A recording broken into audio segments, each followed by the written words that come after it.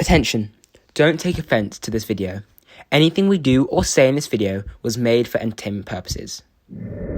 Hello Chavratim, my name is Ham, Oud Habibi, and welcome to Sports on Shabbat. Can you play them?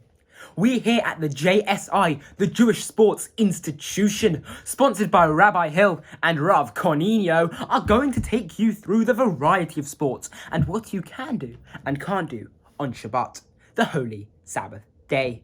From football to swimming, cricket to golf, we are going to provide you with an insight to what the best Jewish sports people in the world do when the holiest day in the Luach comes around. Stay tuned in for all the best action.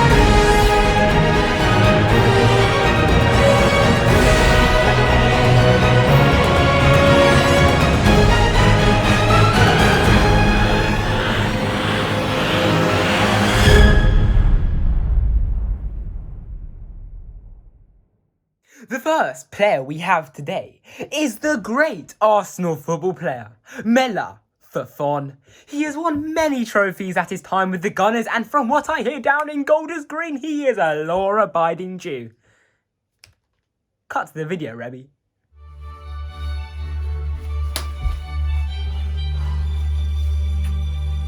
Hello, Chavratim. My name is Mela Fafon, and you know what? I'm proud to be Jewish. This goal I scored against Spurs in the 2006 Champions League final to win it. That was for my fellow Jews. Roll the clip. Alive here, Balotelli. Melafefon! The Jewish boy has done it for Arsenal. This is an unbelievable scene. I bet his rabbi is proud of him. Here is our first sport of the day, football. Here we have Yossi Benayoun, a world-renowned footballer from Israel who has played for Arsenal, for Liverpool and for Chelsea. He was quite a good footballer. And here we have a keeper from a Sunday League team. This is about football. Football boots may rip up regular grass. This depends on how strict the view on levelling the ground is. Some sockim forbid playing on grass, but allow for a rolling ball or cleats on a tiled or indoor surface, whereas some totally ring-fence off any form of activity that involves a ball or cleat rolling across any surface. However, this is seen as to be a very strict adaptation of the law of levelling out the ground. You should not inflate the ball, as this can be considered to be repairing something. However, it can be argued that the ball is designed to be inflated and deflated, and this is rather a function of the ball rather than repairing damage. If the sole purpose of playing football is for exercise, this may be prohibited, as some argue all exercise is forbidden on Shabbat unless it is for medical purposes, e.g. for physical rehabilitation. However, in Shulchan Aruch, it says you should let your children jump with joy on Shabbat. So for children under bar mitzvah, a large leniency can be applied. Basically, what I'm saying here is that football can be played on Shabbat if it's on like AstroTurf and the ball's fully pumped up already.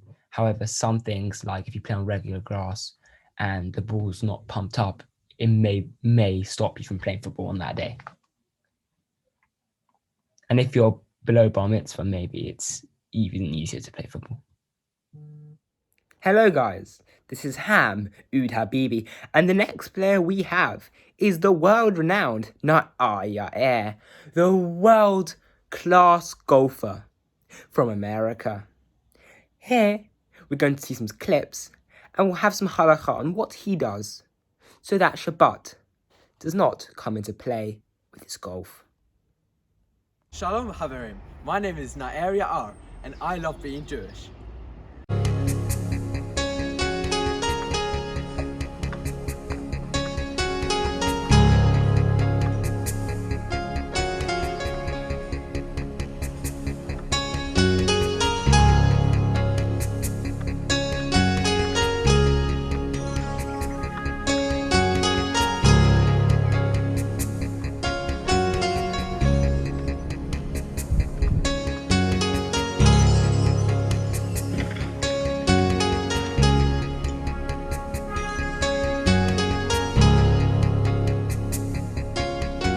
Here we have Naeria R, the Jewish man.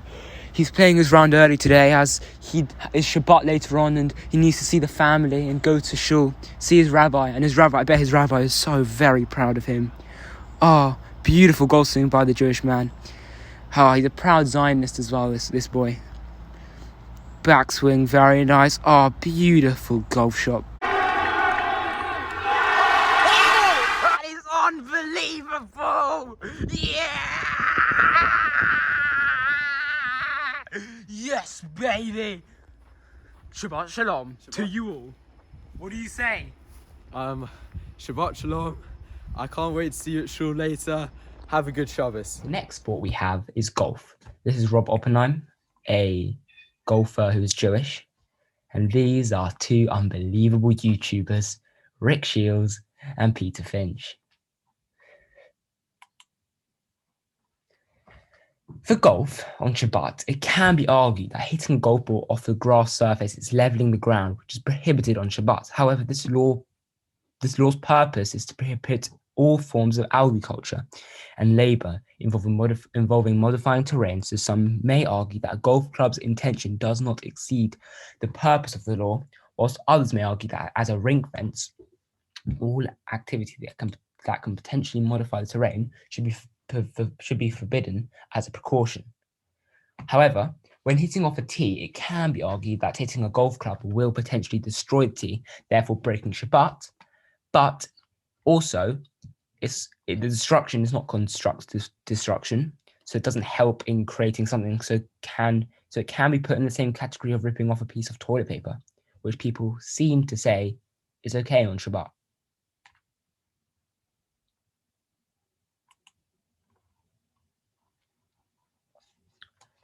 As opposed to hitting off grass, you can hit off astroturf or a rubber tee, which is less likely to break than a wooden one. Hitting off an astromat does not break the law of leveling out a surface because it doesn't break any grass. Even with stricter interpretations of the law, this can be seen as a permissible way to hit a golf ball with a club. However, playing on a course, it's a completely different story.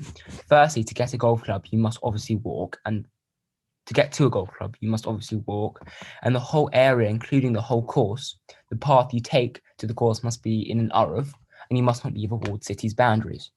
Secondly, there must obviously be no payments involved on Shabbat, so you can't pay the clubhouse manager. One who deems hitting on grass to be under the law leveling on the ground can carry around a piece of astroturf to hit off instead of the grass. Also, one must use a rubber or plastic tee, which would be virtually impossible to destroy or very hard unless you've got a monster swing. If you play golf this way on Shabbat, it's technically a permissible way to play a round of golf, as long as all other aspects of Shabbat are also kept. So you don't write down your score, you don't drive a golf buggy, everything must be kept. For the final sport on Shabbat, we have cricket. Here we have Yosef Shoresh, a creative batsman for England, and he is going to tell us and show us his skill, and we're going to see some more halakha on how you can play cricket on Shabbat. I'm Yosef Shoresh, and I'm here today to win the match before Shabbos comes in. I love being Jewish.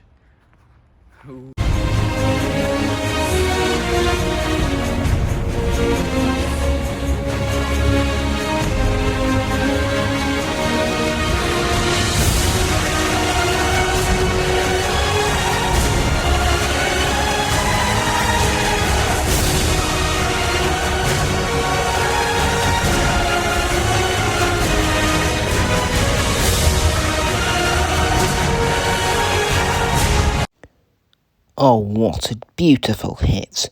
What a hit. Is it going to go over his head? Oh, no way! No way! You cannot do that, Josef Ben Soares. Stokes. That is remarkable. That is one of the greatest catches of all time. We have Ali Bakr on the right, who is an unbelievable cricketer who used to play for South Africa. This is the cricket section. Using a leather cricket ball can cause some problems on Shabbat. If you rub the ball to alter the surface of the ball, this is constructive destruction as you're trying to make the surface rougher or smoother. This alongside the fact that when you rub the ball on your clothes, it makes a red mark, which can be considered to be writing or creating a permanent mark, which is forbidden on Shabbat. Furthermore, when playing cricket on grass, players will often try to alter the terrain using the bat or their shoes, and the leather cricket ball also makes marks on the bat. This ultimately shows that it is near impossible to play cricket with a leather ball on grass and for it to be permissible on Shabbat. However, like with golf and football, if played on an indoor astroturf or courtyard surface, cricket can be permissible on Shabbat, especially if it is played with a non-leather ball. We hope You enjoyed. our entertaining and hopefully informative production. We know that Jews aren't actually the best at sports. We do believe we are a great nation with many, many talented people. Thank you for watching.